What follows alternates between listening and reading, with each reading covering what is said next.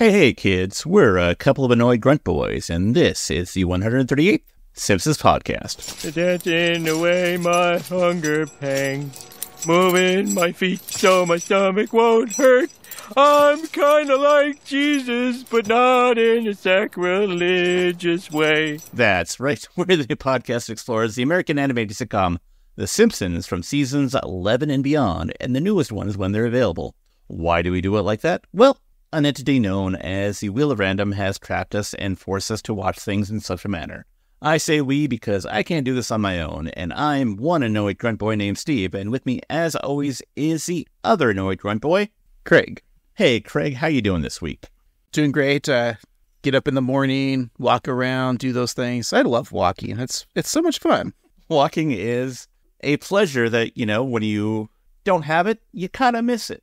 Are you saying you take walking for granted, Steve?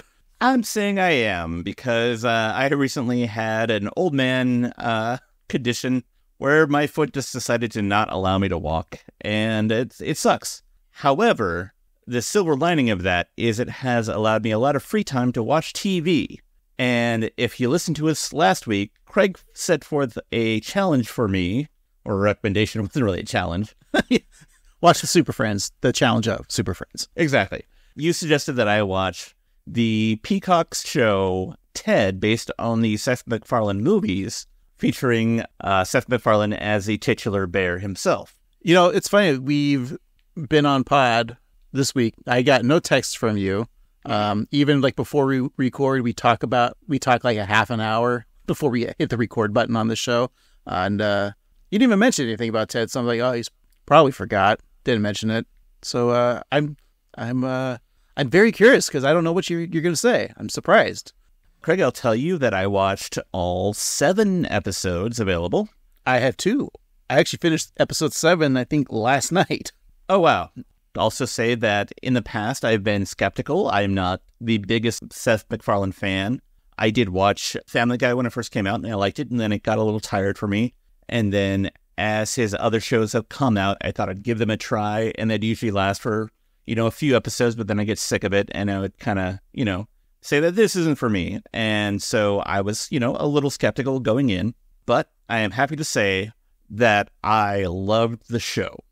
I think that it is really well written. It's a very tight, snappy show with a great sense of sitcom-iness without leaning too hard on being a trope of a sitcom, if that makes sense. Like, they make a plot that is a classic plot of a sitcom, but it doesn't feel like they're trying to be too tongue-in-cheek about it. They don't lean too hard on being a 90s retro show. They do make jokes about certain things that are more modern now, but I think that they do it in a way that isn't too try-hard or too over-the-top. But really, I think what really makes the show so great is the casting. Everybody in the show is just perfectly cast. I think the main character is so good at playing a teen who feels like a real teen. That's Max Burkholder. Yes, Max Burkholder as John is so good at being kind of like a lonely, dorky teen who knows his lot in life. And just like him getting high with Ted is so earnest and real. Susan is such a wonderfully tragic character. Alana Ubach. Ubach, Yeah. is that how you say her last name? Yeah, Ubach. She's so good in it. She reminds me of like a classic like SCTV actress in the way that she's able to evoke that emotion. Scotty Grimes is so wonderfully unlikable in the perfect way. Like, he's such the masshole Boston guy that is like, I know people like that from Boston, and he just covers that well. And also Blair, played like Gloria Wigham. She is so good in it. She like is the heart of the show to me, and she humanizes other people just by being around. And I thought that she's very good. The writing is really, really on point. The jokes are very funny without being too mean-spirited, which is something that Seth MacFarlane can sometimes do. My only complaint about the show is the fact that the interstitial music is based on the theme song, which is a very classic kind of 40s swing music, and it just reminds me of Family Guy. Well, yeah, when the interstitial happens and they're showing the house, I'm like, it's Family Guy. Yeah, exactly, yeah. But that's what makes it a fun, callback sitcom-y trope. Mm-hmm. But yeah, the casting, usually there's a TV show that comes out and you're like, well, I like these characters. I could do without, but like, you would think that the Georgia Wingham, who plays Blair, who's the voice of reason on the show, usually those characters people can find annoying, especially if they're played by like a younger actor. Yeah. I'm kind of annoyed by this, but her character gets to shine, it being the voice of reason, but also being funny. Mm-hmm. I just love the mom character is just so good because it's so sad. Yeah. And like a main character, you go and watch the movies because I'm a big Marky Mark fan, but like he's way better than Marky Mark as the main character of John. And Scott Grimes, who's friends with Seth, and he's on the Orville as well. But like he's just another great actor. This show surprisingly 7 episodes, 7 tight episodes. Also, one of my complaints as a sitcom is they're always 22 minutes. They say, screw it, let's make a whole 45-minute sitcom, like episodes, like time-wise, like just do it whatever length you want. Yeah. If you had to pick one of your favorite episodes, I gotta say that Christmas episode was well done because there's a character that is so deplorable that you're just like, this is the worst character of all time, You know what I'm talking about, the Christmas and I don't want to spoil, but even that character, like you come around and you feel bad for them. Yeah. That one, and I gotta say I think it's probably the second episode where they get revenge on the bully. That was so brilliant, just because they genuinely care about his well-being. And it's also so tragic. The Halloween episode was one of my top ones, too. The trope of the horny professor and what they did with that is so brilliant. How cute is Ted as an Ewok, though? Oh, yeah, it's so good. I think the one where Susan becomes a teacher is also very good, just because, like, when she goes off on that girl, or when Ted goes off on that girl, I thought that was just so well written. It's brilliant because, it's that typical, like, rich, pretty girl bully character that you see so many times on TV shows.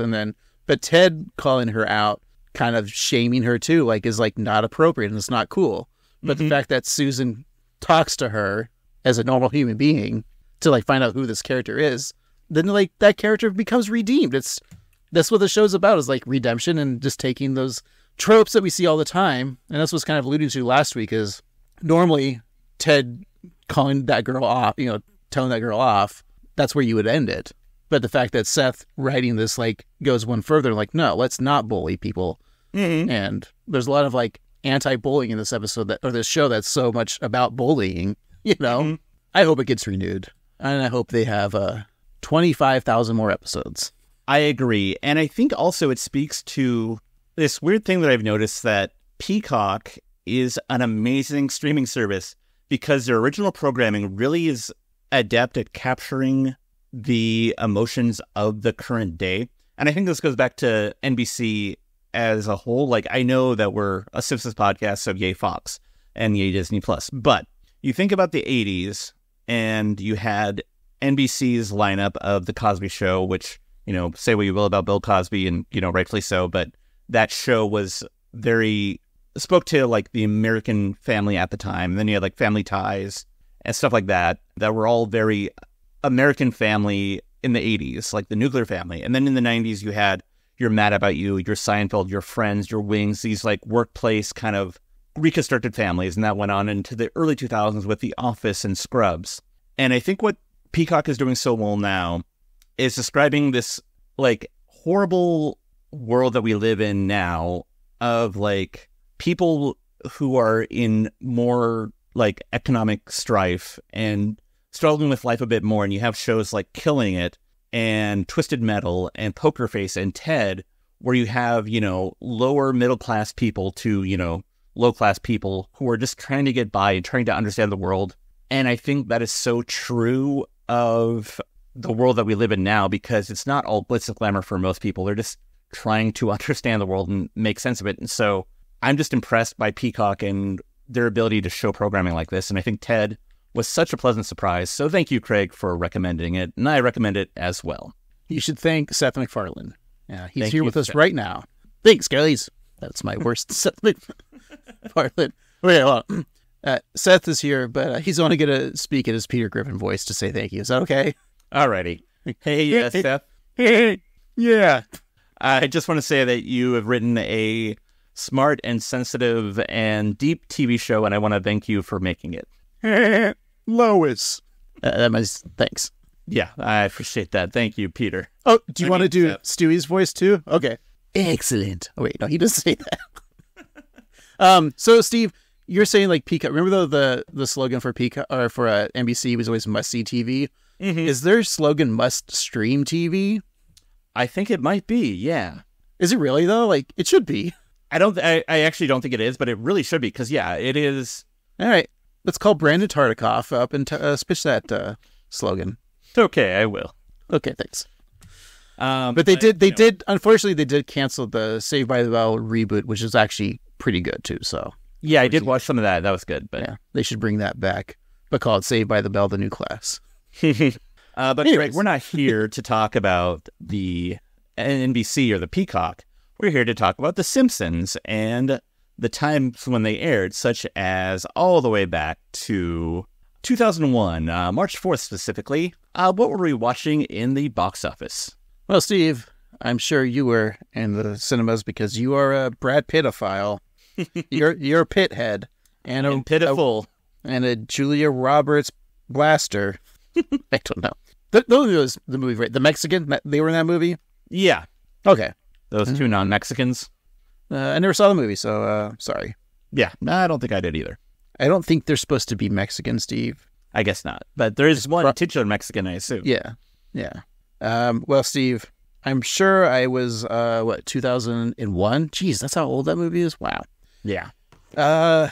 Steve, I was on LimeWire downloading like some country songs and some Billboard hot songs and rock songs. So what do you think I was downloading? Well, the number one song on the Billboard Hot 100 was Just a Stutter by Joe featuring Mystical. No, I wasn't downloading that one. Okay, well, maybe, just maybe, you were getting your Hot Rock and Alternative Hot 100, which was Know Your Enemy by Green Day. That's not from the American Idiot album, is it? I do believe that it is, actually. So I was probably actually listening to that song on my CD player because I actually purchased that CD, Steve. What a good music fan you are. Yeah. But surely I was listening to a country singer that was definitely alive at the time.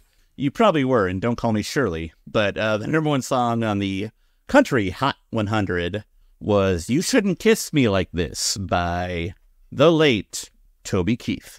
And maybe all those songs weren't for you, so you were rocking out to the number one hot dance electric song, which is Scream and Shout by will.i.am and Britney Spears. I sure was, Steve. Good song. Two people, will.i.am and Britney Spears. Mm-hmm. R.I.P. Toby Keith. Now who's going to play at Trump's inauguration in 2024 now that he's dead? And there's still Lee Greenwood and Kid Rock. Yeah. Because, Keith did perform at the Trump's inauguration in 2016. That's right. Probably Taylor Swift will do the inauguration for Trump. Mm-hmm. I think so. Yeah. Probably Taylor Swift. Green Day. I think Green Day will do it as well. Mm-hmm. In fact, everyone here. Britney Spears, will.i.am. I'm sure they'll do it. Paycheck's paycheck, man. Yeah. And there'll be the Mexican there. No, there won't be because he'll build that wall. So right. Okay, Jesus. Not a political podcast, Steve. We're a Simpsons podcast. Let's go and do that. Alrighty, let's talk about today's episode, Hungry, Hungry Homer. So, as a result of becoming a good Samaritan, Homer discovers that the Springfield Isotopes baseball team are planning to move to Albuquerque. So he decides to go on a hunger strike. But how long will it last? I don't know. Probably 22 minutes. Yeah, you're probably right. Well, let's take a break, watch those 22 minutes, and we'll be right back.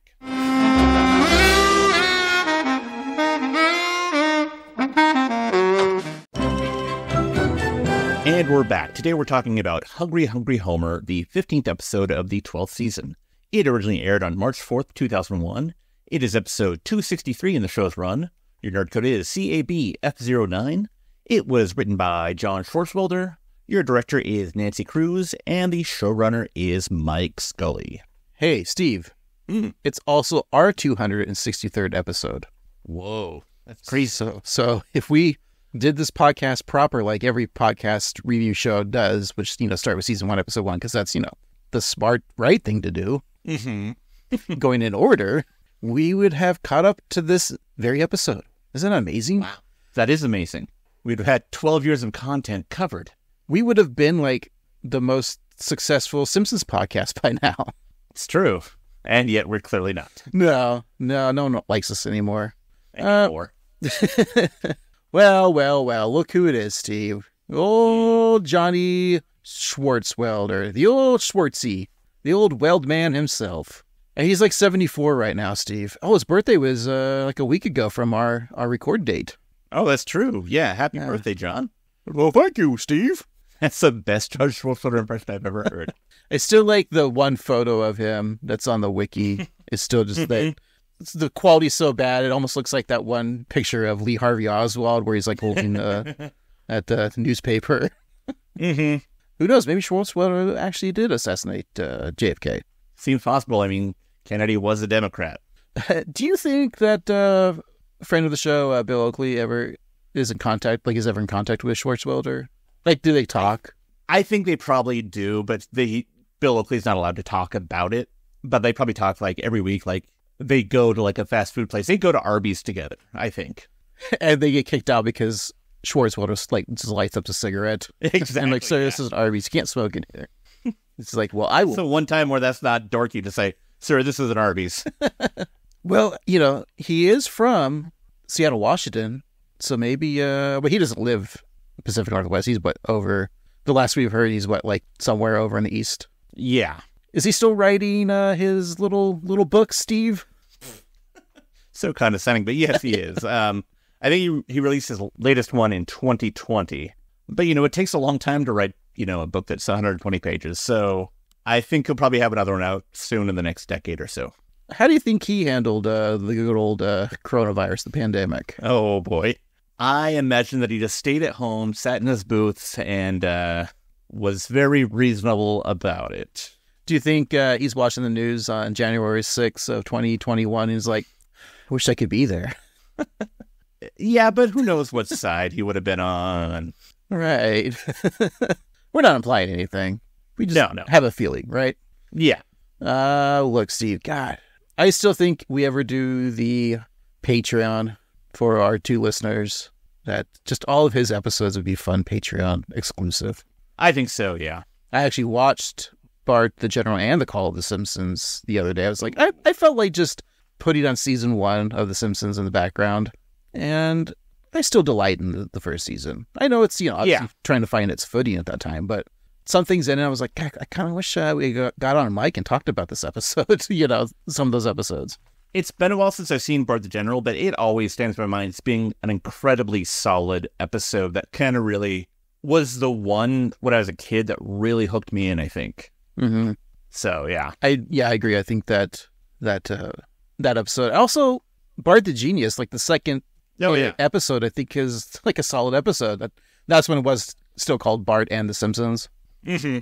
Yeah, a lot of fun with that one. But Swartzwelder, we still got a few more episodes of his that we haven't reviewed for this podcast. So, the ones we have reviewed, we have Take My Wife Sleaze, The Mansion Family, we love that one. Kill the Alligator and Run, which controversial at the time, but we enjoy it now. Mm-hmm. Simpson Safari, which I don't think we do enjoy. It's true. The Sweetest of Pooh, The Frying Game, and the Regina Monologues, which was his last episode. So we still got Mr. Spritz Goes to Washington, and the I Am Furious Yellow, The Lastest Gun in the West, Hancock Burns in Love, The Computer War Men Shoes, and A Tale of Two Springfields, which I'm looking forward to A Tale of Two Springfields. Yes. One thing about Take My Wife Sleaze, that is the one where Homer joins a biker gang. And so, spoiler to what this episode is going to be, it's about Homer going on a hunger strike. So that idea was originally thought of by Al Jean, who pitched it, and it was going to be about Homer wanting a motorcycle and going on a hunger strike until he gets it. That idea turned into Take My Wife Sleaze, but the hunger strike thing didn't happen until season 12, which we're about to talk about. Well, should we just talk about it now? Sure. All right. So we'll start out with a chalkboard gag. We have Bart writing, Temptation Island was not a sleazy piece of crap. So the class was, Grabop was like, I stayed home and watched Temptation Island. And then Bart's like, that's a sleazy piece of crap show. And she's like, no, it's not, Bart. You're saying after. Write that on the billboard. Yeah. Bart was right. It is a sleazy piece of crap. Yeah. Back For those of you who don't know and are under the age of, 40, it was a reality show on the Fox network, which can do no wrong. And it was basically about these 4 couples who were stranded on an island and encouraged to cheat on each other. Oh, how far we have come in reality shows. Sure. At least now we have, I think it's on Fox, the Bachelor show, but he's a farmer, and all the ladies have to learn to farm to win his heart. Oh, that's something. Yeah. Yeah. I never watched Temptation Island, nor do I watch any reality shows. Unless it's competition based, I don't really care. And I'll watch like cooking shows or something, but They should make a cooking dating show. ooh, Where this is just off the top of my head, it's all chefs, and they all cook for a date, and the date tries like 3 meals, and whatever meal that she liked the best, they go on the date with that chef. I like that. Yeah, that sounds easy enough, right?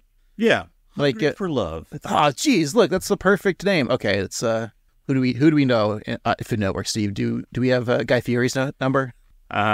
It's blocked for me. No, man. I think it's just 1-800-FLAVOR TOWN. Mm-hmm.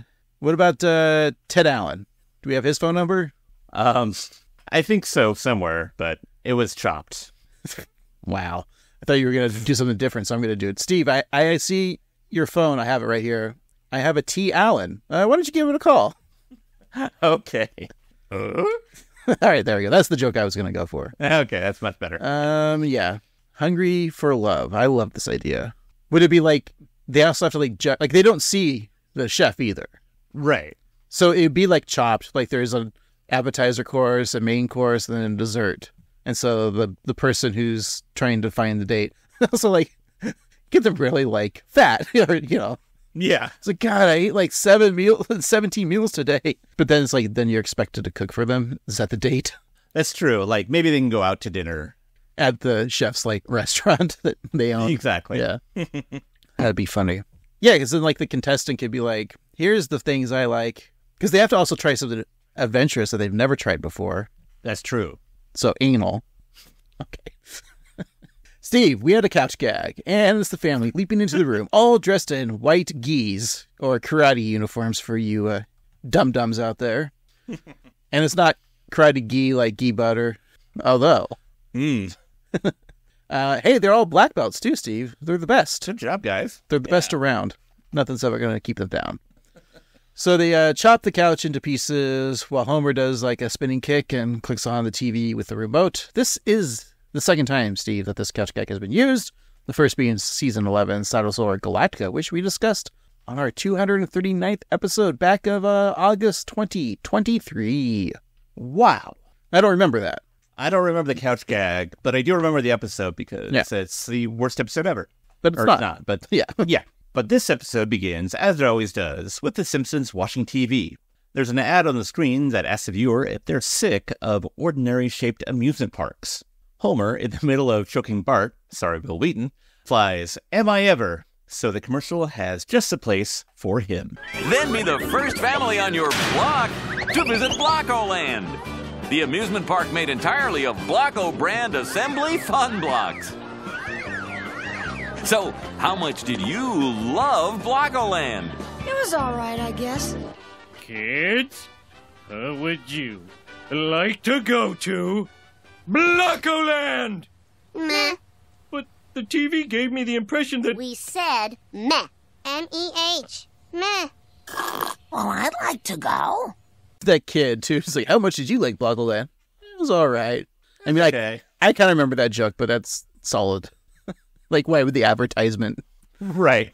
have a kid? And then we get the famous Bart and Lisa meh. Is this kind of like, I know they've probably said it before, but is this really the pop culture awakening of meh? Because I really kind of remember when Bart said, I said meh, used to be something I would say.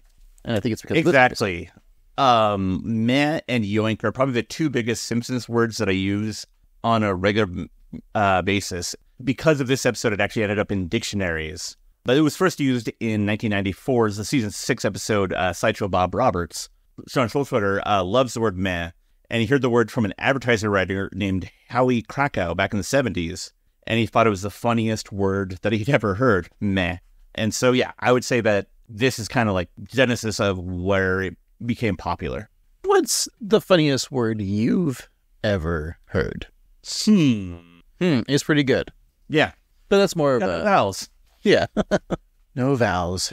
Yeah, I don't know if I have a favorite word. It's like the, isn't that one of the questions that that one dead dude would ask celebrities on his TV show? Yes. James Lipton? Yeah, famous Lipton. Yeah. The heir of the Lipton. Yeah. It was like, what's your favorite curse word, right? Mm-hmm. And then what you want. Yeah. I don't know. I think woozle wuzzle. Yeah, makes me laugh. Yeah. Well, Steve, I think you need to think about your favorite word and then get back to us next week, okay? Will do. Okay. Marge asks if Maggie is interested in going to Blocko Land. And of course, she squeals with delight because Blockos are for kids, okay, guys? Buckling herself up in her car seat to the family station wagon. It is cute until they hear the car starting, which is really funny. Yeah. Are the keys in the car when they leave, or does she like grab them while she? I assume that she like hopped away and grabbed them off the kitchen table or wherever they were. But it wouldn't surprise me if Homer just leaves the car keys in the car. That's true. Or maybe Marge. Mm-hmm. Maybe she's bringing in the groceries. Maybe she's bringing in her new vacuum. I forgot to keep it. Love the vacuum. Yeah, that's her tool. That's her weapon of choice. So excited. Yeah. Yeah, I assume that maybe Homer also is the type of guy who would leave his keys in the house door, like when he walks in. You open up, but I don't know. But later, at the entry to Blocko Land, the Simpsons arrive via shuttle, which happens to be built out of Blocko blocks and features square wheels, creating quite a bumpy ride. I just love that. Inside, a block dressed as a cowboy, who looks kind of like the Twinkie the Kid mascot, shakes the hand of a young boy. Behind him, an Abe Lincoln Blocko mascot practices his version of the Gettysburg Address when he trips and gets connected to the cowboy Blocko mascot. So an employee uses a crowbar to separate them. Legos have wheels for their Lego pieces. They don't need block wheels. It's true. But this, of course, is Blocko, not Lego. We will be corrected later. It might be an inferior product, but yeah, it is blockier. Was it Mega Blocks, the inferior Lego? Yeah, and is Duplo just Legos for kids, or is that a separate company? No, Duplo's owned by Lego. It's the baby Lego. But yeah, Mega Bloks is the worst of the two, I feel. Well, it's because Lego didn't patent the connecting toy block, so that's why you can have, knockoff Legos. Mm-hmm. Blockos, Mega Bloks, whatever, yeah. And then, if you go to, a Dollar Tree, they'll have, not even Mega Bloks, it'll just be called, blocks, Yeah. But don't ever mix your Legos with Mega Bloks or non-Lego pieces. It's gross, guys. It's gross. It's just wrong. They're really the Oreo cookies of Legos, Mega Bloks. Because, Lego would be Hydrox, because Hydrox was the first. Of course, yes. And we all prefer Hydrox over Lego. I mean, over Oreos. I love Hydrox. I also prefer, when it comes to eating and dipping in milk, I prefer Hydrox over Legos. How many Legos as a kid did you put in your mouth? Oh, most of them. Did you ever take, the 6x1, white pieces and pretend they were cigarettes? Sure. I also like to chew on the rubber tires. And, real rubber tires. Yeah. Oh, yeah. If you had a set of Radio Goodyears, I'd go to town. Yeah. I just put together a fun little Lego set not too long ago. It was Indiana Jones, the Temple of the Well of the Souls one. That was fun. Ooh. Yeah. You could play with it too. You knock a thing down and a body, a mummy comes out. And there's a lot of snakes. Oh. I'm 41, by the way. No, I mean, they market Legos now to adults, so it's fine. It's fine. It's all good. See, what was the last Lego set you put together? Probably, it's been a while. Probably, though, the Simpsons house or the Quickie Mart. Way to be on brand. I know. If this was an Indiana Jones podcast, then I would have been on brand with my Lego set. And also, 263 episodes of a Indiana Jones podcast seems kind of a lot. Yeah. I mean, you can do Young Indiana Jones, maybe some of the novels, but Yeah. I feel like there's not quite that much to do. Well, there's all the old Marvel and Dark Horse comic books and some video games. Oh, yeah. I'll do the math later, and I'll figure out how many episodes you could get out of an Indiana Jones podcast, okay? Okay. Get Would back we- to us next week. Let us know. Yeah. Would we also count the fan films? That's probably where we'd be at right now. Like, all right, we're going to review an Indiana Jones fan film. Mm-hmm. Probably review the porn parody Indiana Jones, Indiana Bones. Temple of Poon. Yeah. We really should review the Simpsons porn parody, shouldn't we? Save it for the Patreon. Or, episode 300 is coming up. Oh, that's true. We need to do something. Should we do it live in studio, record for that episode, do a watch along audio commentary? Yeah, that sounds like fun. Maybe you can rent out a theater and make it a live event and have everybody watch porno with us. I'm thinking we find a local church and show it there. There you go. Yeah. Jesus won't be the only one coming. I was going to say, he won't be the only one risen, but yours is better, so. We'll keep yours. Well, Steve, let's go back to Blockoland. In another section of the amusement park, a girl goes down a slide built out of Blocko pieces. And ow, ow, ow, ow, ow. She goes down each piece, right? But then when she hits the ground, just like a gay, goes, whee! Very cute. Meanwhile, the Simpsons check out the different regions of Blockoland, such as Rectangle Land, Cube Country, and of course, Marge picks her favorite, Squaresville. So Homer looks into a mirror, which makes him look like he's made of blocks. He laughs at his image and says in a monotone voice, "I am a robot, do what I say." And then he looks at another mirror, which makes him appear short, squat, and blocky. He laughs again and says, once again, in a robot voice, "I am a washing machine, do what I say." This episode already has has already had 4 really solid jokes, and I'm very happy. Yeah, it's just so dumb. And the guy, of course. But the I'm a robot, do what I say, but I'm a watching. I'm assuming he's just going to say the same thing because I don't remember this joke. But I am a washing machine. Do what I say. We're going to an arcade now with Bart and Nelson playing Rock'em Blockbots, like Rock'em Sock'em Robots. Did Nelson?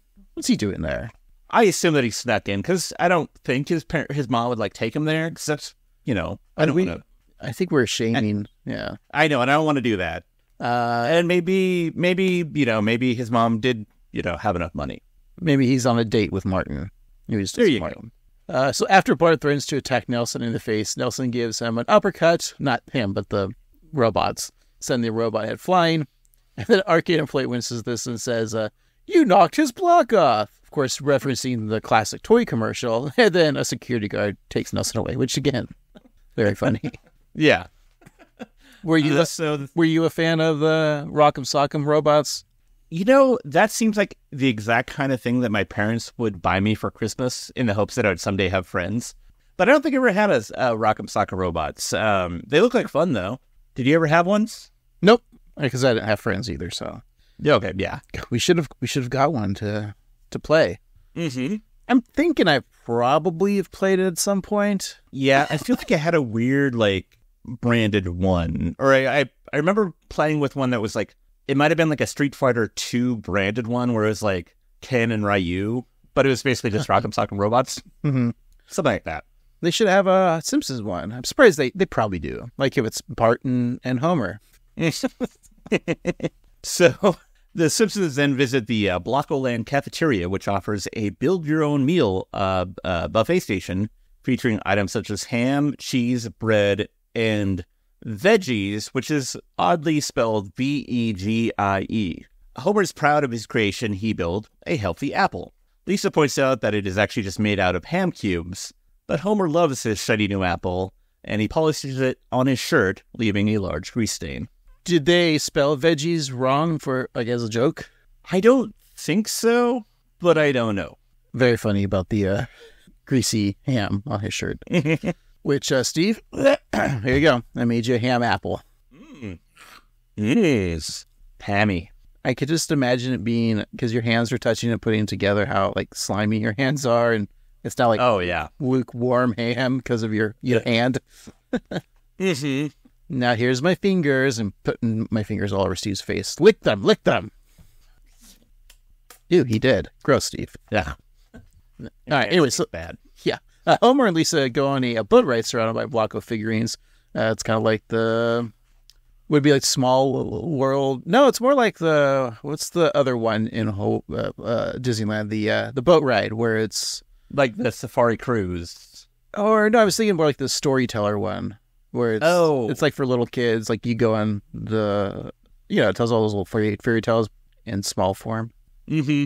It's a kid's one, Anyways, Homer finally understands the theme of this park. Everything's made of blocks, even the water.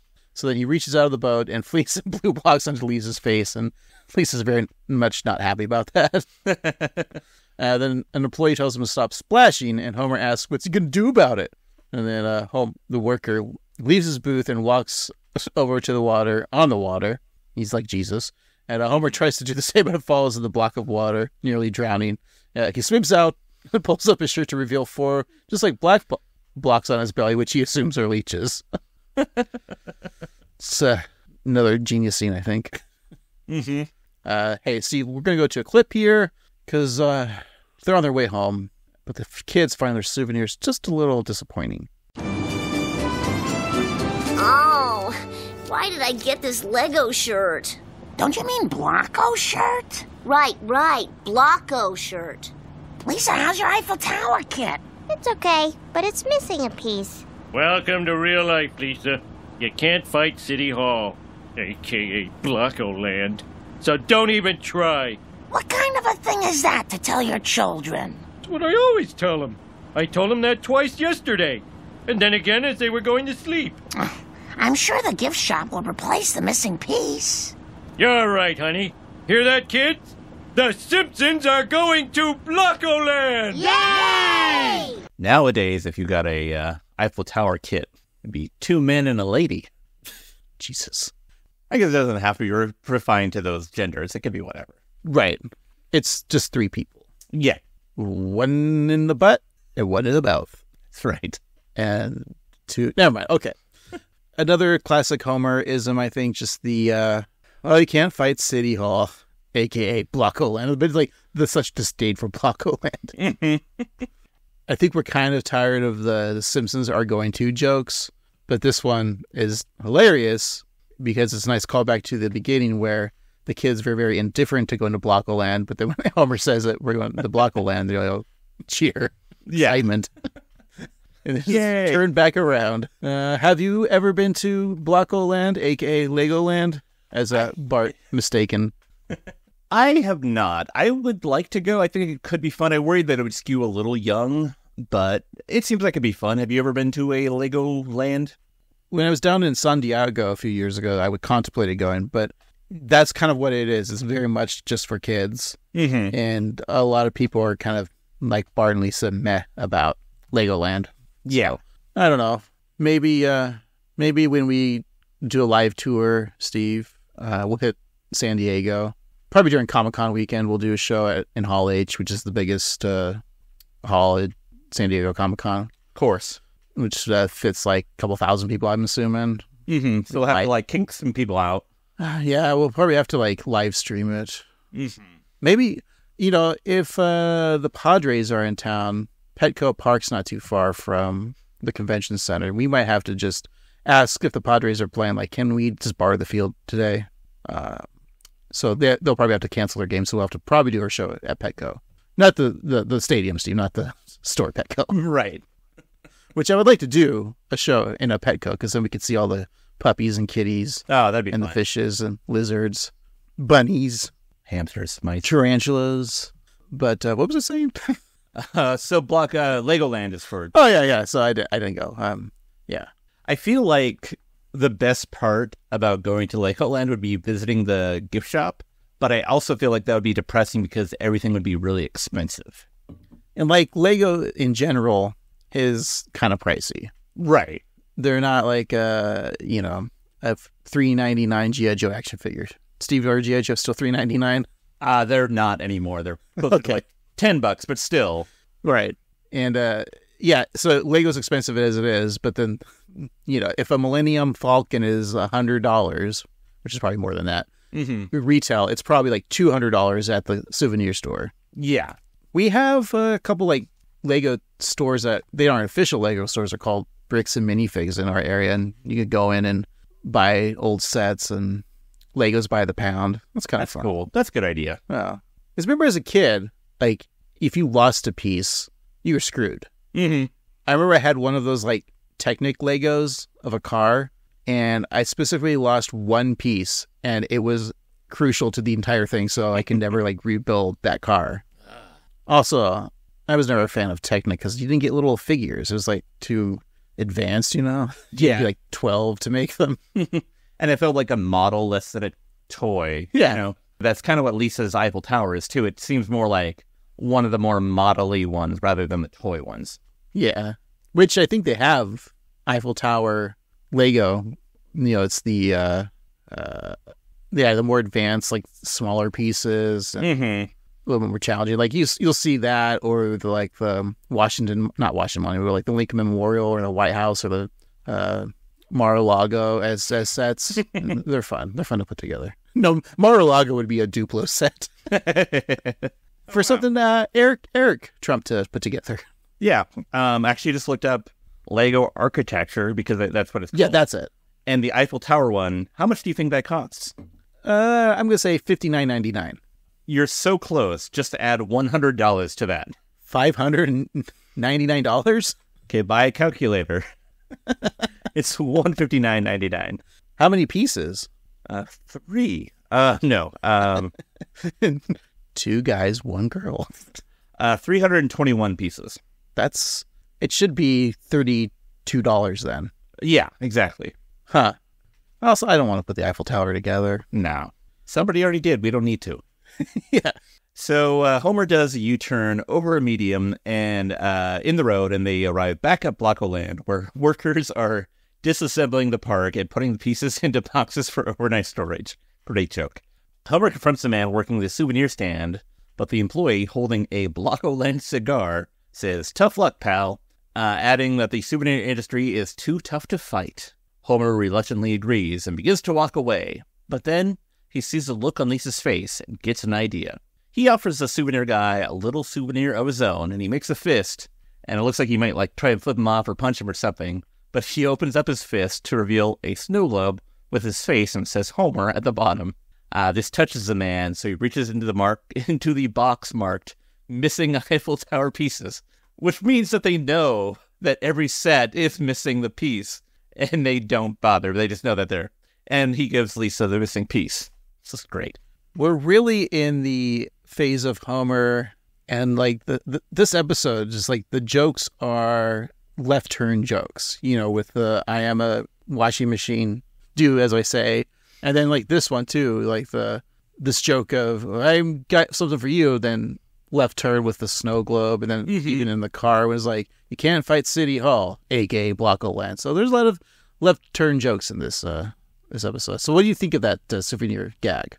I think it's kind of fun just because the snow globe, I wouldn't have guessed that was what was going to happen, that he would have the snow globe of his own face. Like, that is surprising. So it made me laugh. It surprised me.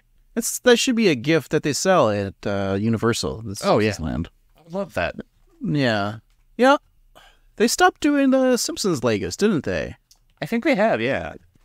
Because they only did, the Simpsons house and Quickie Mart. And that was it. I think so. Like there was so much more. You couldn't do Moe's. I would love a Moe's Lego set. Mm-hmm. God, that'd be... Well, all right. Design the Moe's Lego set. How would you... The figures and what's in it?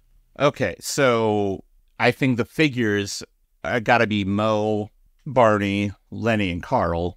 And I guess you would throw Homer in there, too. What about Sam and... Oh, yeah. The Barflies. I think... So that'd be 7? Yeah. Maybe... Yeah, because with the Simpsons one, the house you got, you know, the family. There's just Homer, Bart, Lisa, Maggie, Marge. Abe wasn't a part of it, right? No. So you just had 5. I think you don't do Homer in the Moe set. I think that's because fair. You're supposed to already have Homer. Yeah.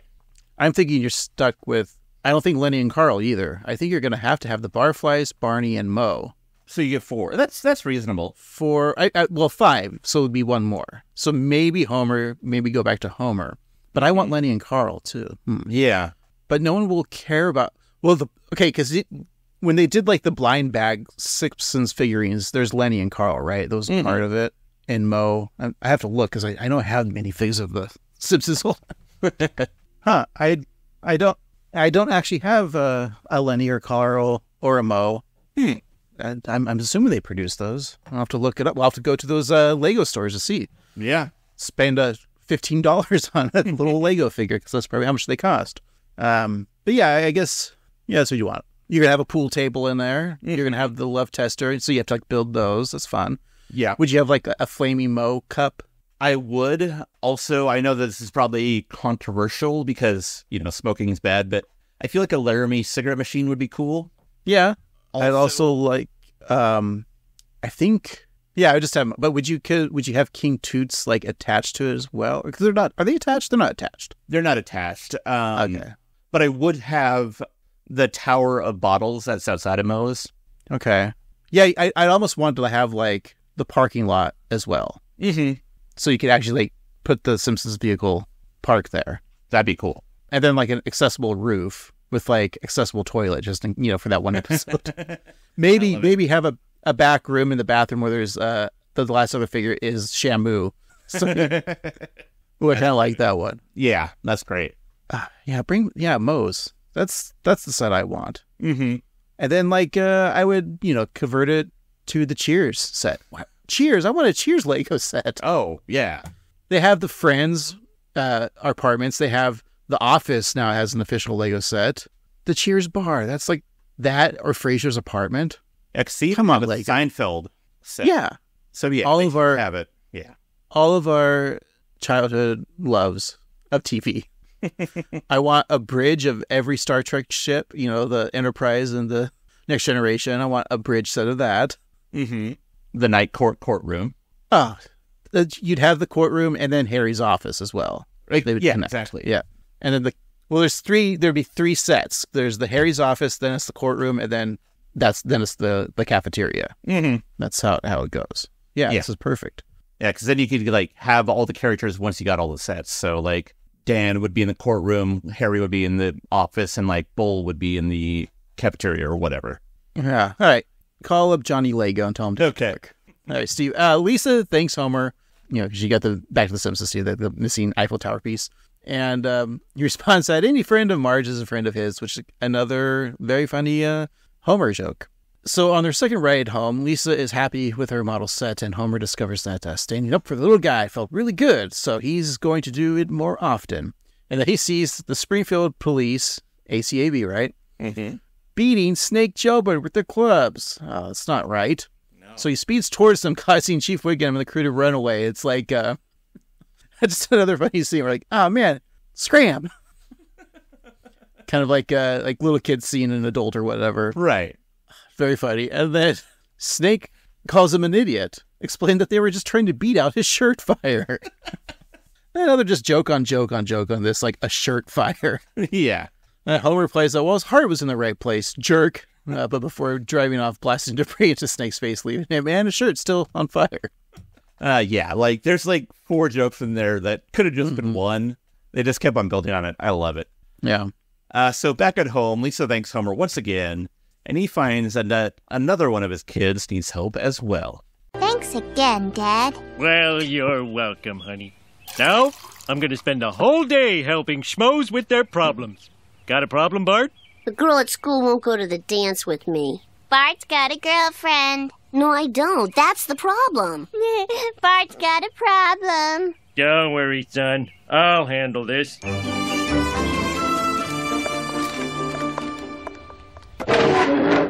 Come on, why won't you go out with Bart? He's a smelly, ugly dork. Please, ugly is such a smelly word. Who would you rather go out with? Tommy. Well, duh. He's breathtaking, but Bart has inner beauty, like you'd find in a rodent. And face it, you're no prize either. You wear braces, you dress like a kid, and you're not getting any younger. Take what you can get. He's right. Grab something and don't let go. I love Lisa just throwing shade at Bart. And another funny joke of just the kid, kids teasing you about, Steve's got a girlfriend. But Bart just being like, I meant Bart, not Steve. I don't know what I said. Steve's got a wife. I do, and I love her very much. But Bart, like, that's the problem. I don't have a girlfriend. Bart's got a problem. It's just so fun seeing Lisa, like, bullying, teasing Bart. Mm-hmm. Yeah. And then Homer, just in Bart's class, lusting over Tommy. I mean, he's kind of hot. But, I don't blame him. Yeah. Tommy, you're not going to go for Sherry O'Terry. Mm-mm. He's more of he'd probably date, like, Lisa. Not Lisa Simpson, but Lisa's friend Lisa, that played by Lisa Kudrow. Oh, yeah. Because she's all popular and cool. Yeah. That'd be a real it couple. Yep. Yeah. A real Travis and Taylor type of couple, right? Exactly. Yeah. So Rubble just allows Homer to come in and, like, who is he for? I love he's just putting on, like, a little, like, raglan shirt or some backwards cap. Like, yep, he's young. I'm a boy. Well, Homer picks up Marge from a salon called Harry Shear's, which, is this the first time seeing it, or have we seen Harry Shear's? I believe this is the first time. It's probably my favorite store sign gag. It's so perfect. Yeah, it's great. Yeah. She's disappointed that they wouldn't honor her coupon for 2 free streaks. Also, do we need to explain the Harry Shear's joke? I would hope not, but so Harry Shearer was an actor. He was in the movie Spinal Tap, and he was also in Wayne's World as the DJ. Steve, look further down in your notes about other acting he's done. Oh, also, he's made a few appearances on a show called The Simpsons. Right. Playing half the characters. He's famous for playing Bart, right? Yeah, we'll say Bart. Anyway, so Homer's outraged by that injustice of no 2 free streaks. So Homer goes to bat for his wife, and he enters the salon and knocks a magazine on the ground. When an employee offers some help, Homer comments that it's a nice place to have, and it would be a shame if a hairnet was hurled to the ground. He then hurls said hairnet to the ground, but just kind of slowly floats down to the floor, where he then unscrews a lid off of a jar of molding mud. The confused salon worker asks Homer why he's doing these things, and he tells him that they should either honor Marge's coupon or a lot more lids will be unscrewed. And the employee says that it's impossible, but Homer offers some sound economic advice. In this clip, later at Moe's, Homer tells his fellow barmaids about his recent acts of kindness. I cannot streak that much hair. Think of the cost. I'd be ruined. Oh, really? Boy, you weren't kidding. Your profit margins are razor thin. You see, this is what I'm... Wait a minute. $400 a month for loafer lightener? But we must have it. It is the lifeblood of the industry. You get the same results with a mincing gel. But of course, I will save thousands. Thank you. Oh, homie, I love them. I can't thank you enough. The satisfaction of helping another human being is all the thanks etc. And I gave that man directions, even though I didn't know the way, 'cause that's the kind of guy I am this week. Another left turn joke for Homer, looking at the guy's finances. Mm-hmm. Definitely a Swartzwelder, just like, fuck it, I'm just going to be as odd as I can be. Mm-hmm. Here's what it's going to be. That's what I'm going with this episode. He was probably, I'm not saying like writer's block, but obviously I don't know the mentality of him, but just like, he's probably just like wrote down something and then erased the right answer and then wrote down something else. It's almost like a Mad Lib. This is like a Mad Libs of an episode that he wrote. It feels like the jokes come first and the story and plot are secondary to all that, which is fine by me. A lot of times we complain about that sort of episode structure, but if it's Swartzwelder, and yes, we're very biased, I guess, because we're fans of his. So, of course, we're going to like it. You know, it's like a child, like you see someone's kid do something that you find annoying, mm-hmm. but if it's your child, you think it's endearing. So, what we're trying to say is Swartzwelder is our father. Thank you, Daddy, for this. Please love us. Please love us. So in that clip, it ended up with Homer saying, 'cause that's the kind of guy I am this week. So there's a band that has its name inspired by The Simpsons called Fall Out Boy. They are pop punk from the early 2000s, and I don't like to judge other people's musical taste, so I will not say anything about them. In their hit single from 2005, Sugar We're Going Down, the lines go, "Am I more than you bargained for yet? I've been dying to tell you anything that you want to hear, because that's just who I am this week." And it's popularly thought that line, "because that's who I am this week," was taken from this episode and paraphrased. I don't believe it. Okay. My favorite Fall Out Boy song is the hit 2016 song called Ghostbusters. Remember they did the Ghostbusters theme song? Oh, yes. And then Huey Lewis sued them. And so did Ray Parker Jr.? Yeah. Their cover of Ghostbusters is, well, I won't be mean either. That's all I'll say. They also did that wonderful cover of We Didn't Start the Fire from like 2002, from 2020. Yeah, where it doesn't go in chronological order. It would be like 9/11 was sad, and Taylor Swift stereotyping Travis Kelce, and the Berlin Wall fell down. I'm not doing to the tune of We Didn't Start a Fire. I didn't want to get sued by Billy Joel. Yeah, but yeah, it's just random. It's kind of like that. Yeah. Things like it just rhyme. It doesn't go in order like Billy Joel's song does. Einstein, James Dean, Brooklyn's Got a Winning Team, Davy Crockett, Peter Pan, Elvis Presley, Disneyland, Little Rock, Pasternak, Mickey Mantle, Kerouac. No, that's the real song, Steve. Oh. maybe this doesn't. No, this is all like 30s, 40s, 50s, 60s. Yeah.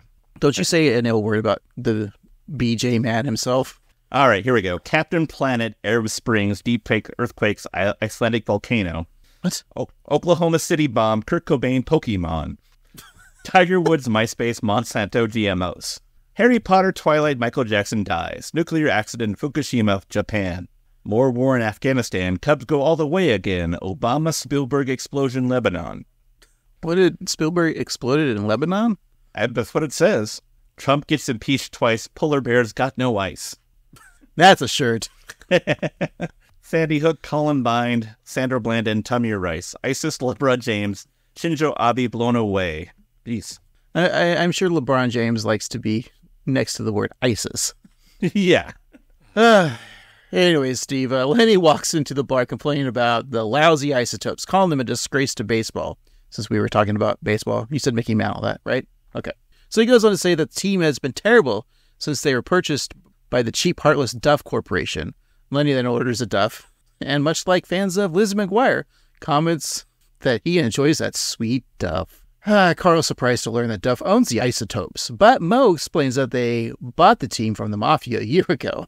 He laments that it was the last of the family-owned teams, and Lenny tried to return his season ticket, but they wouldn't give him his money back because, as they explained, they wanted it. Homer is eager to help, but Lenny is surprised. Mo offers that he's a new Homer, and Carl adds that he's wonderful. So Homer goes to the Duff Stadium, and he goes onto the field looking for a refund for Lenny's ticket. He asks the equipment manager if he's at the executive office of the ball club, but the man says that it's actually the equipment shed. Homer points again, asking if that's the executive office, but he's again pointing to where they keep the water heater. He points once more, but the man stops him, saying that that's a tractor. So Homer then pays a visit to the office of H.K. Duff VIII, the owner of the Isotopes.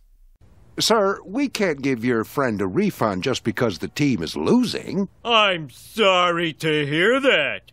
Spin that back to where it was. Yes, sir. This meeting is over. Okay. So, you want to go get something to eat? No, I don't. Get out of here. No, not that door.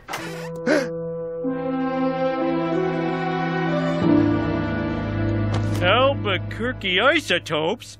What is all this stuff? It's not anything. It has no purpose. What a crazy room. There's no Albuquerque Isotopes. It's the Springfield. Oh. No, there's no oh. You're moving the team to Albuquerque, aren't you? No, we would never abandon our loyal Springfield fans. By the way, all this barging into rooms marked private must have made you thirsty. Would you like a beer? Well, okay. But you can't silence Homer Simpson.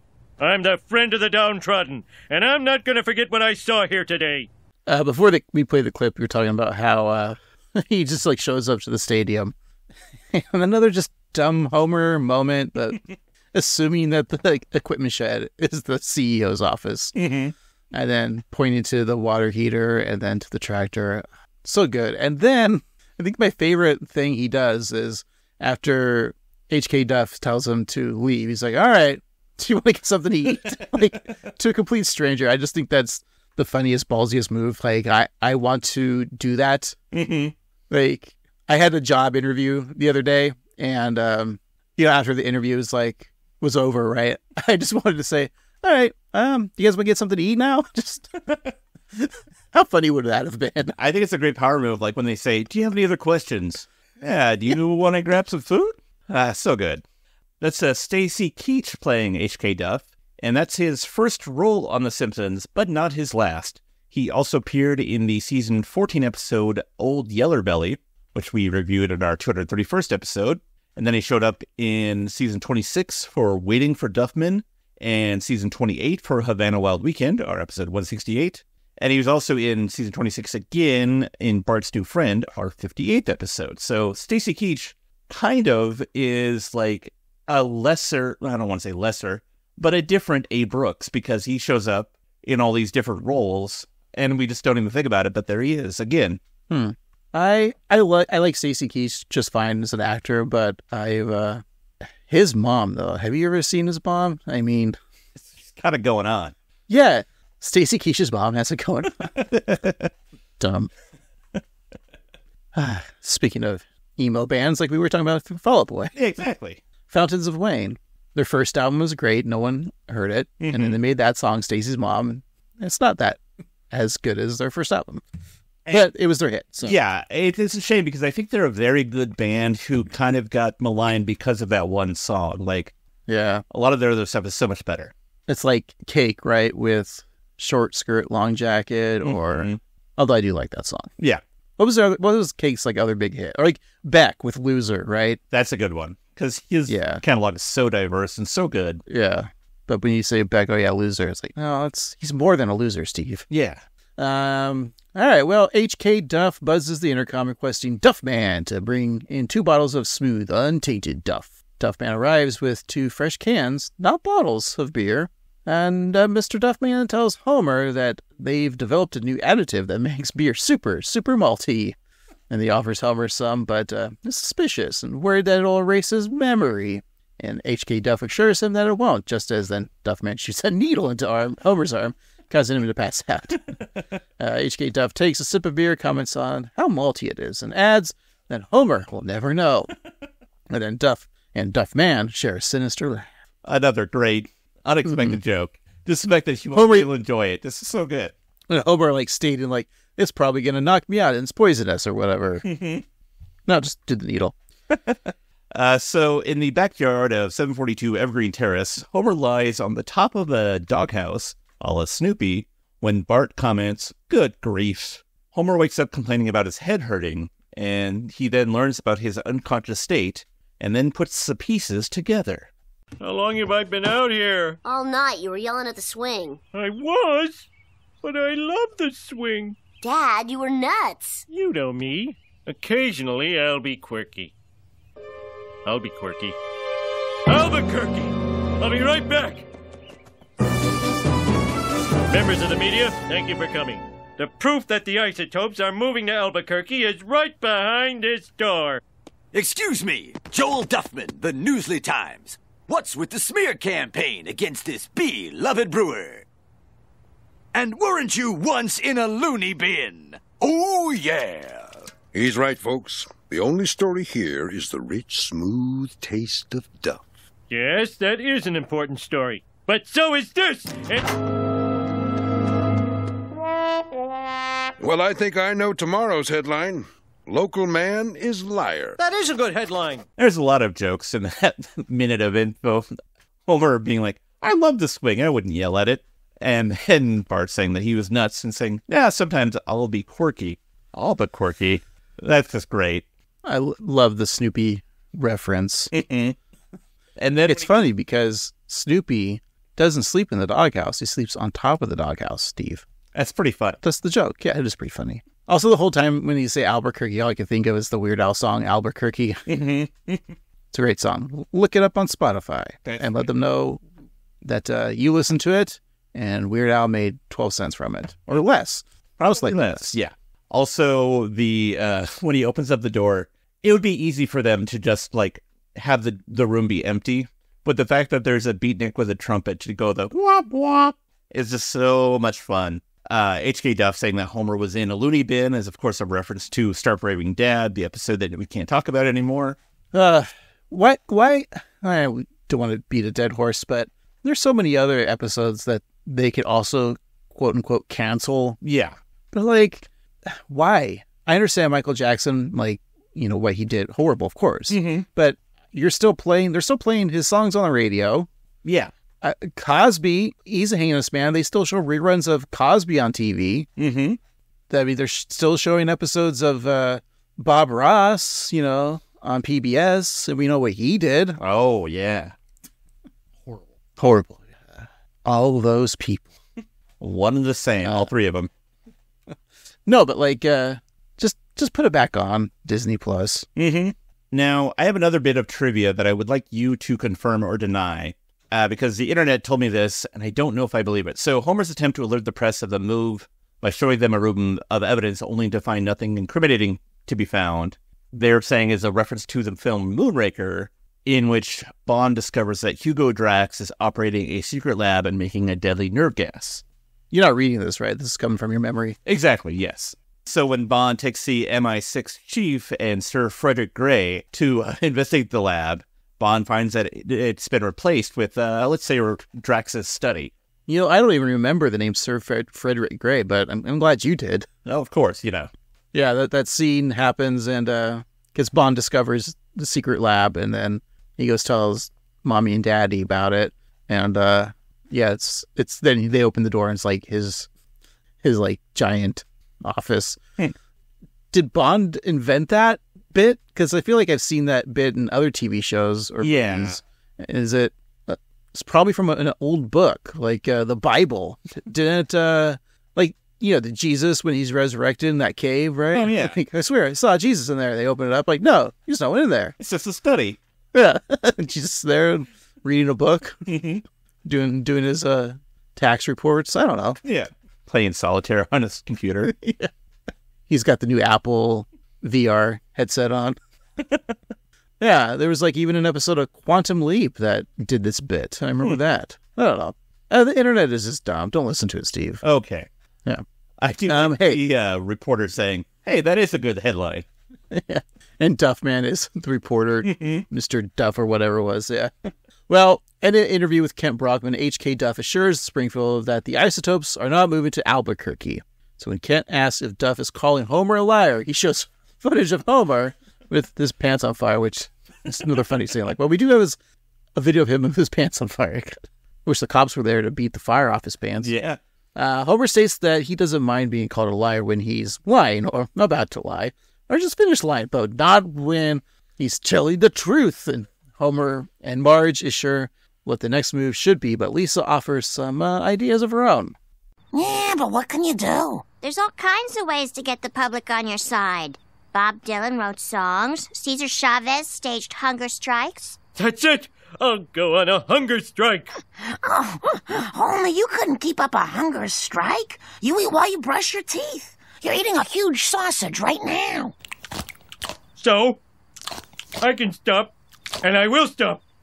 I'm on a hunger strike starting right now.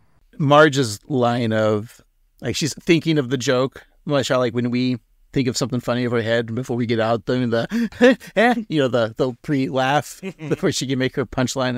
It's so fun. Marge was having a good time with her. Yeah. Husband suspense. But, you know, I know he's going on a strike. Just finish the sausage, because no one's going to eat that. Right. They're just going to throw it away.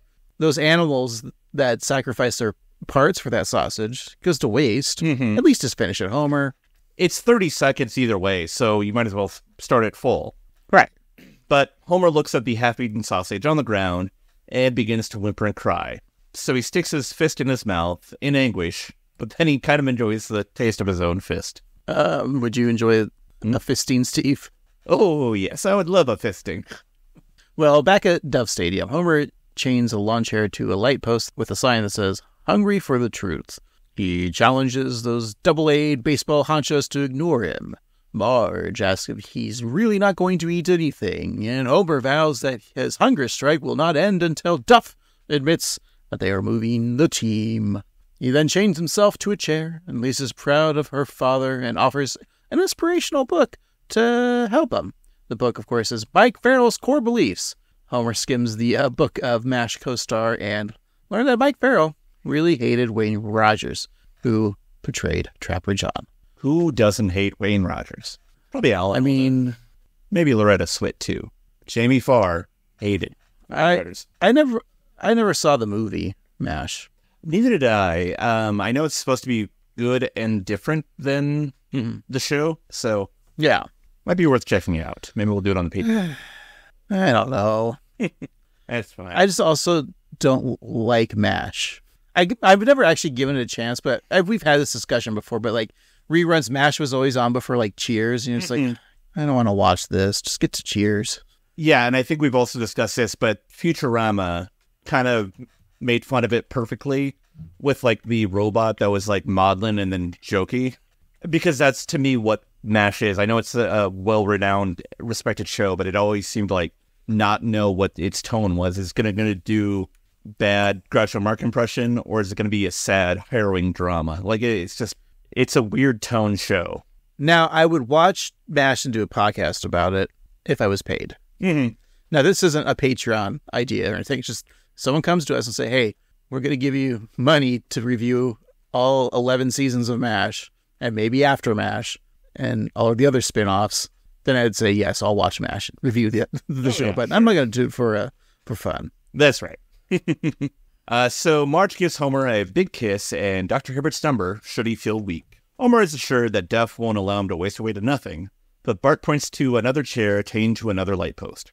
In it is the skeleton of a woman next to a sign that reads, "Clean the ladies' room." It's so extreme. So much fun. It's just like a simple thing that they should be doing. Exactly. So as the day goes on, Homer tries to bring his cause some attention by shouting out to baseball fans such as Kirk and Milhouse Van Houten. And later that evening, he sees Ed Krabappel enjoying a post-date ice cream cone with one Seymour Skinner. What a great ball game. Thanks, Weekend Dad. Stop calling me that. Hey, kid and man, don't support a team run by liars. Liars? They're secretly planning to move to Albuquerque. That's crazy. It would have been on a talk radio show like Sports Chat or Sportzilla and the Jabberjocks. Yeah! Well, you little... Oh, so hungry. Can't give up. Must continue fighting evil corporation. Oh, Seymour, you shouldn't have. It's going to go straight to my thighs. Well, it just might have some company. Oh, Seymour. How fun is Milhouse in this scene? So much fun. Weekend Dad. But just like the, yeah. Yeah. And Homer knows Kirk and Milhouse well, but calls them man and kid. Hey, man and kid. So funny. I like it when the Simpsons characters don't use the person's name. They act like they've never met them before. Mm-hmm. Much like how Mr. Burns never knows who Homer is. It makes sense. I mean, Springfield's a small town, but it's not that small. Would it be like the size of Letterkenny, 5,000 people, and these are their problems? I think so, yeah. I'd assume, yeah, I think it's... There's probably an answer to how many people live in Springfield. I think Steve is literally looking it up right now, but... yeah, about 40,000. Oh, so a little bit more than 5,000. Yeah, about 8 times more. Yeah. All right, Steve, figure out what the equivalent of like a city that has 40,000 people in it. That's in Oregon, because we know Oregon. I know our fans don't, but then we'll figure it out. So we know, but then they won't know. Like, how about the actual town of Springfield, Oregon? How many do they have in there? Yeah. Steve, look it up. Okay, well, Edna throws her ice cream cone over her shoulder, and it lands squarely in Homer's face. Homer says, "Nice try, God," and tells the deity that he doesn't give in to temptation that easily. And just then, his hand forms in the shape of a fist and tries to eat that ice cream cone, but Homer slaps it away. I also love how Homer thinks God is trying to punish him with the ice cream. Yeah. Both Corvallis and Springfield have about 60,000 people in there in Oregon, but you figure that's modern time and people, cities grow. So you figure 35 years ago, 40,000 is probably pretty reasonable for, Springfield in the Simpsons land. So that would make sense for Springfield, Oregon, or Corvallis, or even Albany or Tigard. All right. Corvallis is college town kids. Mm-hmm. That's where the Oregon State is at. The Beavers. Mm-hmm. So just think of Beavers when you think of Corvallis. That's right. Also, going back a little bit, Skinner's comment is a little randy. When Krabappel was like, "Oh, this ice cream cone is going to go straight to my thighs," and he's like, "Maybe they'll have some company." It's pretty horny for Seymour. They're going to Bone Town. I think so. They're going to He's going to Corvallis, Steve, where all the beavers are at. Exactly. And, Krabappel will be the only thing enjoying licking something. Because she had an ice cream cone that she was licking in. Oh, right. Skinner's going to perform cunnilingus on her, presumably. Or analingus, I don't know. Maybe both, hopefully in the right order. Anywho, at the Simpsons dinner table, Maggie loosens her diaper to make room for more food, while Marge offers Bart more meatloaf. Marge says that they all have to pitch in and eat their father's share of food. And Lisa asks why Marge doesn't just cook less, but Marge adamantly says that she doesn't do things that way. So at the park, it's day 2 of Homer's hunger strike, and he begins to sing for the crowd. Dancing away my hunger pangs, moving my feet so my stomach won't hurt. I'm kinda like Jesus, but not in a sacrilegious way. Jeez, Homer's losing it already. Yeah, but his weary shuffling makes my heart smile. Oh, I'm so hungry. His tummy sounds angry, Daddy. Yeah, that's his stomach eating itself. It's such a beautiful day. Where are the crowds? Duffman is thrusting in the direction of the problem. People seem to be drawn to that kook. Maybe we can exploit him. Now, it's too dangerous, sir. He knows about Albuquerque. Duffman is a cautious cat. No, listen. Fans love wackos. Remember that busty woman who ran out on the field and farted at the ball players? I think we found our newest attraction. Do you think Swartzwelder had to submit that fun song, Dancing Away My Hunger, to ASCAP so he gets royalties on that? Because obviously he wrote this episode, so I'm assuming he wrote the song. Well, you'd think that, Craig, but you'd be wrong. What? No. That's right. That song was completely ad-libbed by Dan Castellaneta himself, so he thought of it. And the royalty checks just keep coming in. Oh, yeah. Every time that's played on Top 40 radio, which I assume is daily, Dan Castellaneta gets a check. Also, the other feature, the busty woman who farted on the players. It's so silly.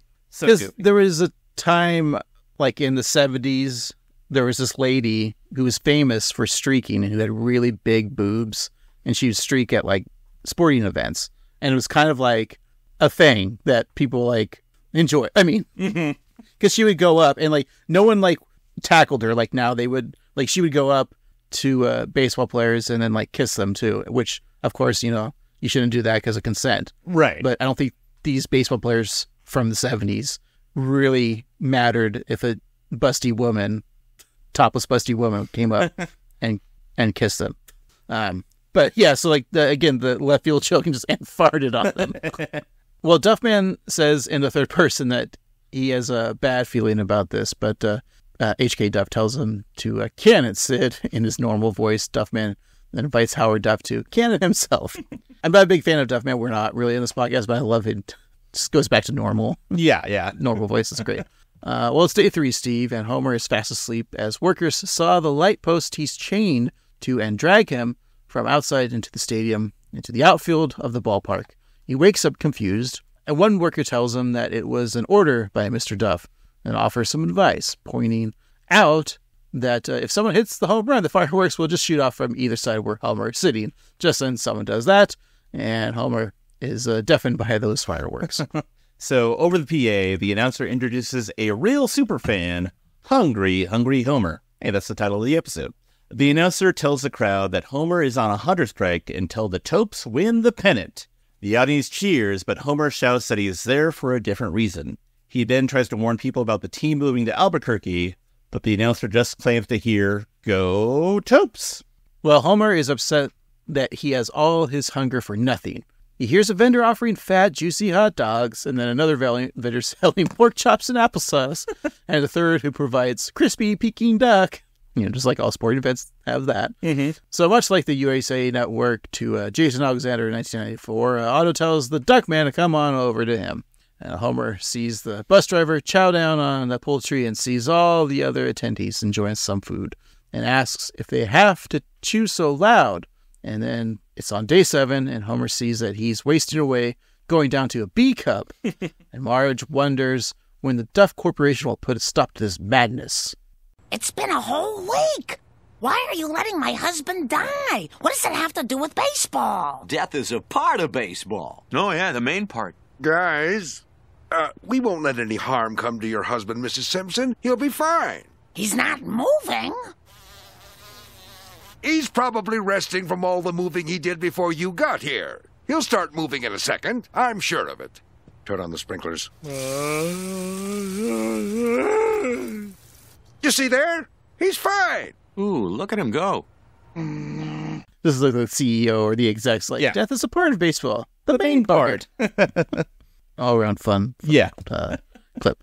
It's really good. So Homer complains about being so hungry on day 9, wondering why he keeps on starving himself. He sees a discarded pretzel on the ground and reaches for it. Just then, a translucent figure in a suit steps out on the pretzel. Homer asks who the man is, and he says that he's the spirit of Cesar Chavez. Homer asks why he looks like Cesar Romero, and the spirit politely tells Homer that he doesn't know what Cesar Chavez looks like. Cesar Chavez/Romero tells Homer not to give up, even though he really wants to. Again, another great joke is they have many clips of Homer, talking to some historical figure. But the fact that he wouldn't know what Cesar Chavez looks like, and it would have been funnier if it was Cesar Romero, but as the Joker. Yeah, that's what I was thinking. Up in the stands, a Duff employee points out that Homer is talking to himself, and another worker adds that his smell is distracting the center fielder. And HK Duff agrees that the situation is getting sad and decides to bring Homer in. As they take him away, Homer asks if he crushed the corporation, but Duff tells him that he's being replaced. The announcer then welcomes his replacement, Paint Drinking Pete, a shirtless tubby man in tie-dye pants and a paint bucket on his head, saunters into Homer's spot. He then chugs a can of blue paint and falls on the ground convulsing in pain. HK Duff leads Homer to a microphone so he can address the audience. Well, Homer, your hunger strike lasted 12 amazing days. Oh, me so hungry. Of course you are hungry, Homer. So why not break your fast with our brand new Isotope Dog Supreme? Oh, so hard to resist. Mesquite grilled onions, jalapeno relish. Wait a minute. Those are Southwestern ingredients. Mango lime salsa? That's the kind of bold flavor they enjoy in Albuquerque. He's right. Yeah, and the rapper says Albuquerque Isotopes. Homer was right. They're planning to move the team. Now, see here, people. Let's not be too hasty. Tell the truth. Come on, everybody. Tell the truth. Tell the truth. Get him out of here. I feel that the ruse was ruined because of a hot dog and its toppings. The fact that they were just already using the Albuquerque Isotopes wrappers. Exactly. And no one noticed. Springfield Ites are dumb. Yeah. So I alluded to this last week, but the concept of the Isotopes moving from Springfield to Albuquerque inspired the name change of the Albuquerque Isotopes, which is actually a AA baseball team, because they moved from Calgary to Albuquerque in 2003, and they had a vote, and they voted for the Albuquerque Isotopes. But here's the weird thing. The Isotope Stadium in Albuquerque is on Cesar Chavez Avenue, so it all... Wow. The Simpsons predicted it all. Now, Steve, who's the affiliates, the Major League Baseball team that the Isotopes are affiliated with? Do you know? Well, we all know it's the... I don't want to ruin it for you, Craig, so... I'll tell you then. It's the Colorado Rockies, which is in Colorado. Ah, yes. So Duffman goes to grab Homer, but Homer stops him, telling to stand up for the little guy just for once in his life. Duffman looks at his boss, and then back at Homer, then his boss, then back at Homer. And Duffman says that new feelings are brewing in him, and then asks, "What would Jesus do?" Which was a popular phrase at the time. He then picks up H.K. Duff, spins him over his head, and throws him into the stands.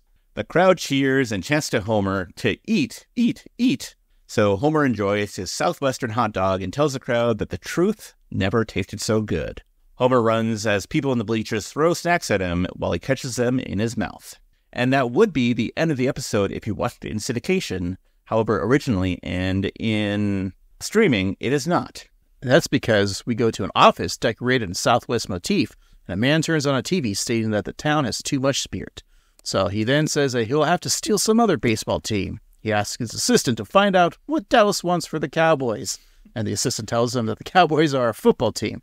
But the man states they'll play what he tells them to play, for he's the mayor of Albuquerque, and it's like menacing his eyes. You think it's like dun dun dun, but that's how it ends, Steve. That's our episode, man. I think that this episode, I don't want to say my rating, but it might be a home run. But let me think about it. Let's take a break, and we'll come right back to talk about it. We'll be right back.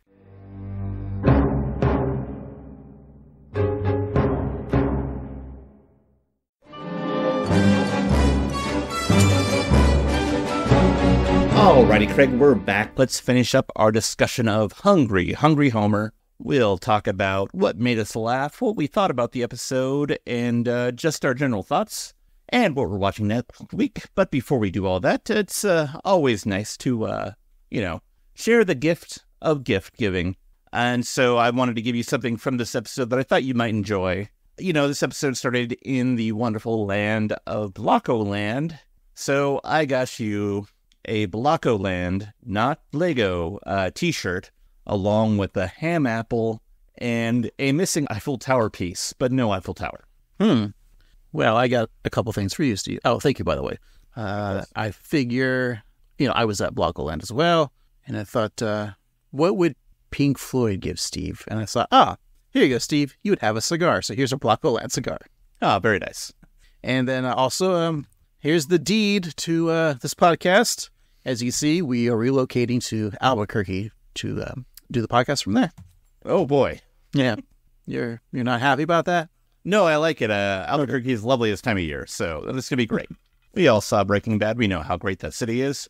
Oh, yeah. And then we'll go to the Walter White house, and the owners will be so nice to us. We get to go throw pizzas on their roof and just walk around the house. That's how accommodating they are, right? Mm-hmm. All right. Their White House, is he the president now? President of meth. That's right.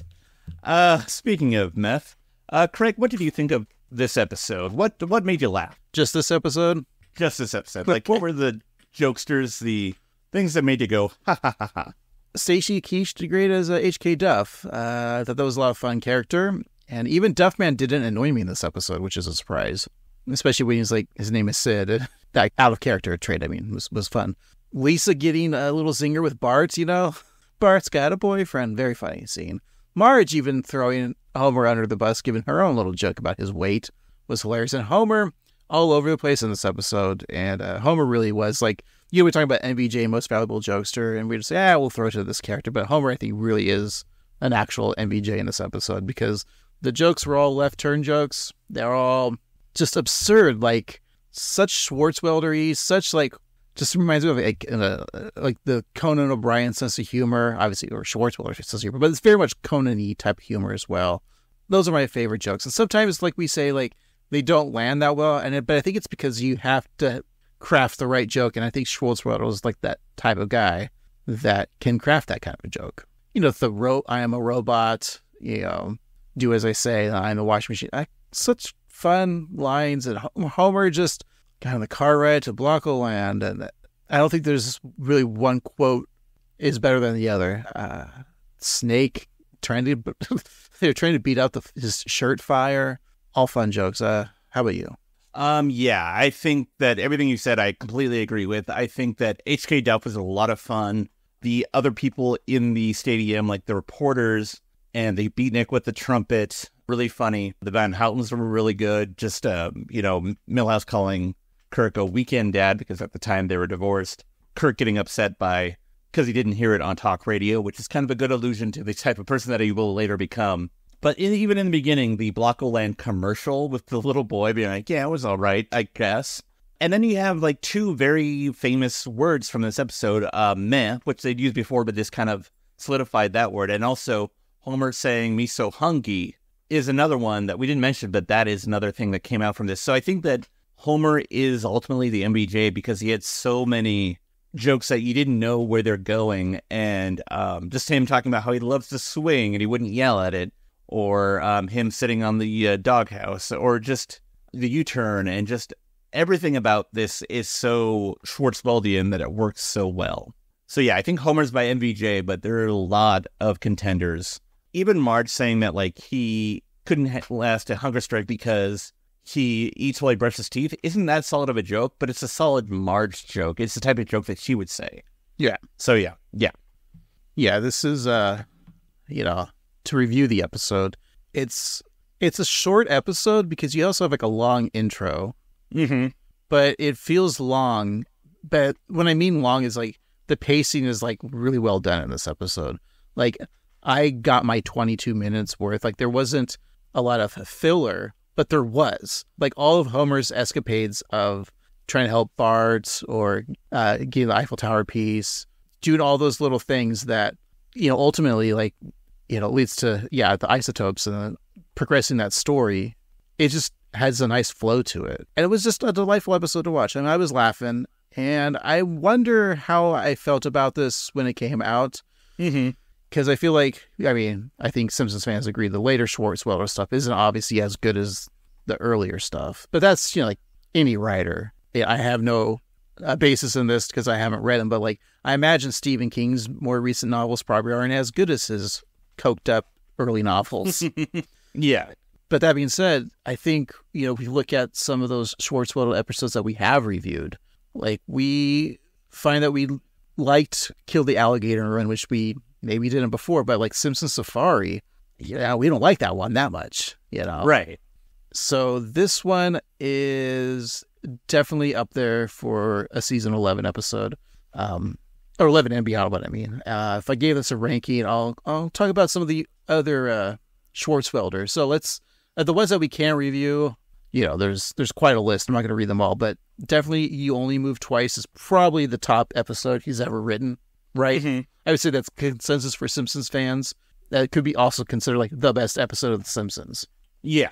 So if that's the top, I would say that this episode for me is a controversial answer, but I'd say this is The Cartridge Family. That's how I'd rank this episode, yeah.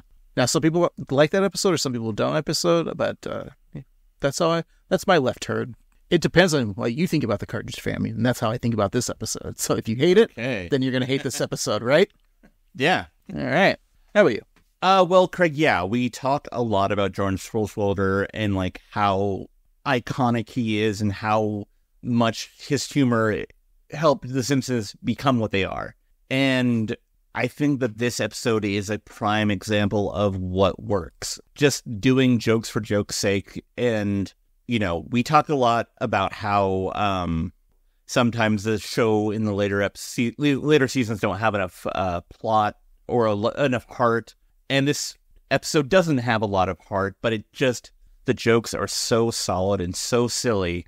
And, I'm even like going to look past the homophobic loafer lightning joke or, just some of the things that might seem outdated in today's purview because the jokes that they write are so good and it's so damn silly and so unexpected that I think I watched this episode this week probably about 7 times just because every time I would get a new laugh and I just have something new to talk about it.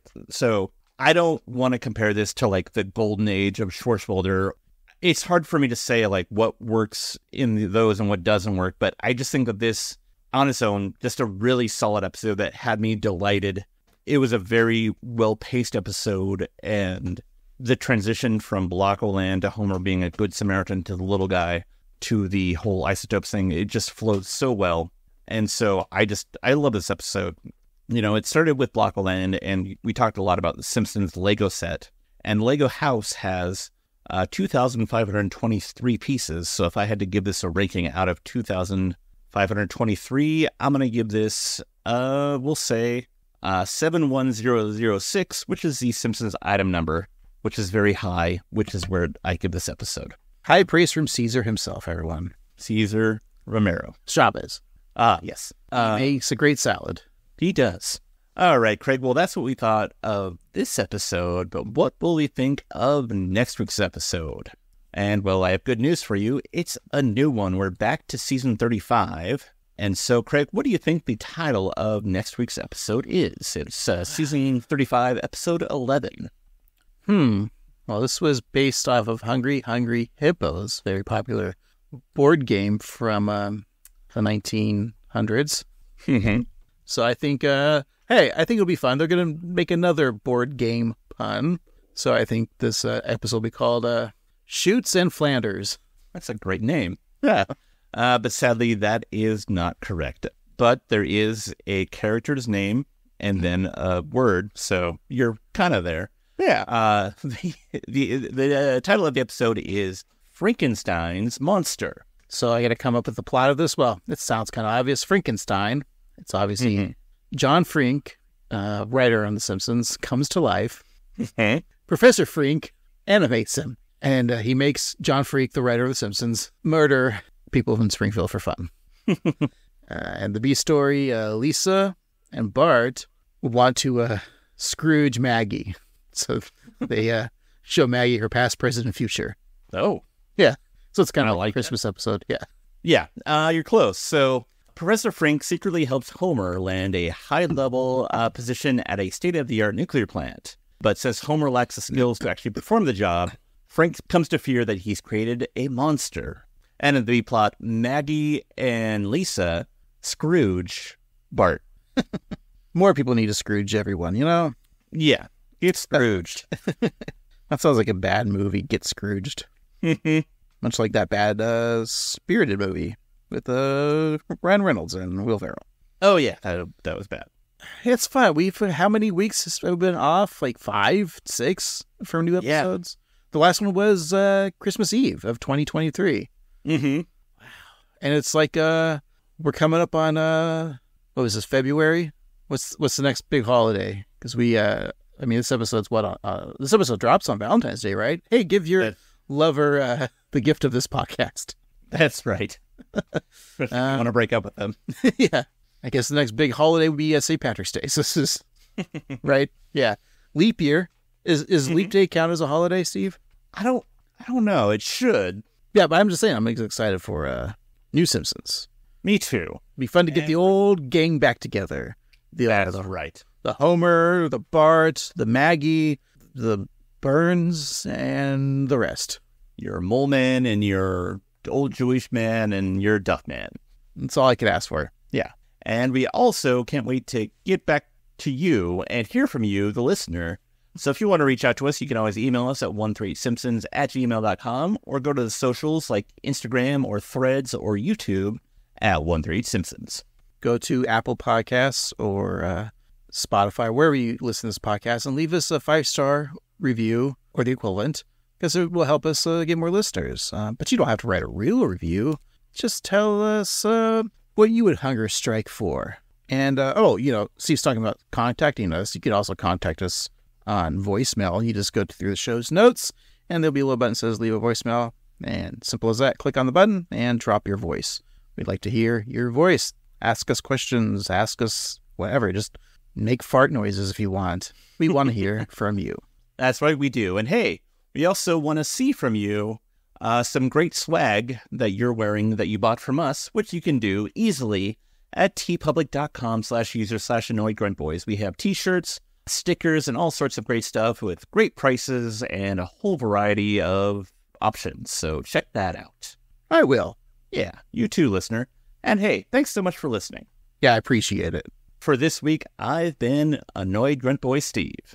I've been Annoyed Grunt Boy Craig. And remember, I am a washing machine. Do what I say. And death is a part of baseball. The main part.